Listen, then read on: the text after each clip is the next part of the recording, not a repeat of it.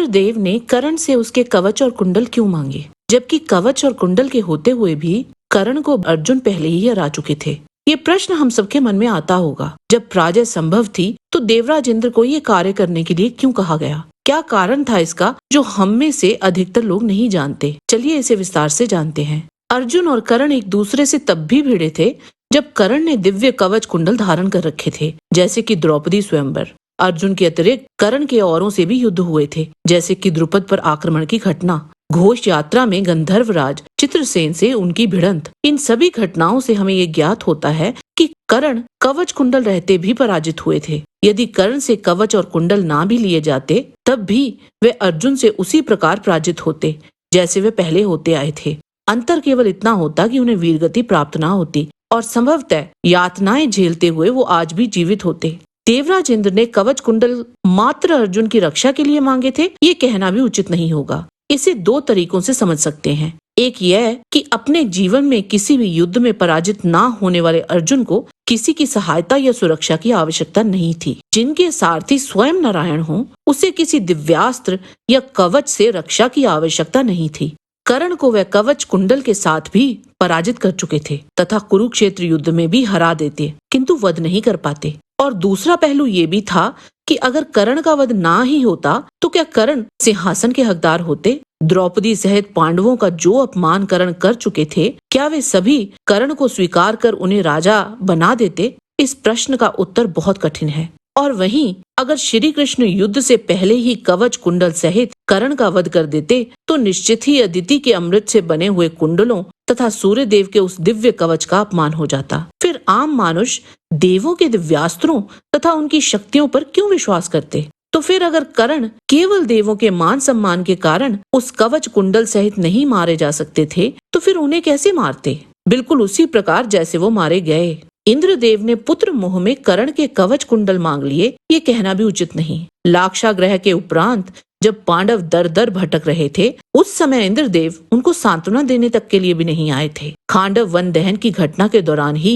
देवराज इंद्रदेव अर्जुन से पहली बार मिले और पहली बार ही वे उनके शत्रु के रूप में वहां आए थे। इसके उपरांत जब अर्जुन वनवास में तपस्या कर रहे थे तब भी वे अर्जुन से मिले थे।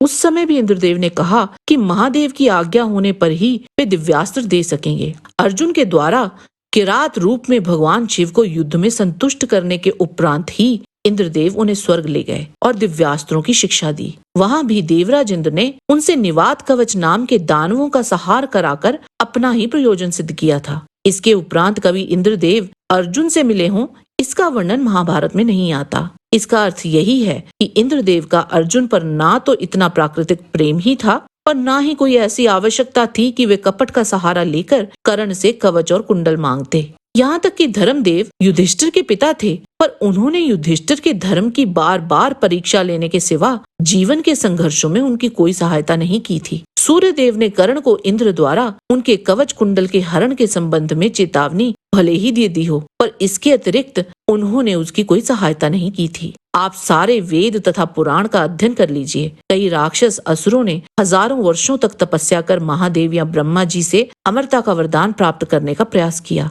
भगवान शिव भी उन्हें अमरता का वरदान ना दे पाए, क्योंकि यही सृष्टि का नियम है। जो आया है उसे जाना ही है। राक्षसों ने चाहे जितनी मर्जी चतुरता से अपनी मृत्यु का तरीका चुना हो, परंतु भगवान हरि नारायण ने उन सबका तोड़ निकाल कर उन राक्षसों का वध किया। जब त्रिदेव किसी को अवध्य नहीं कर सकते तो सूर्यदेव को ये अधिकार किसने दिया था? इसीलिए कर्ण के शरीर पर कवच कुंडल रहते भी ऐसा नहीं था कि उनको मारा या घायल नहीं किया जा सकता था।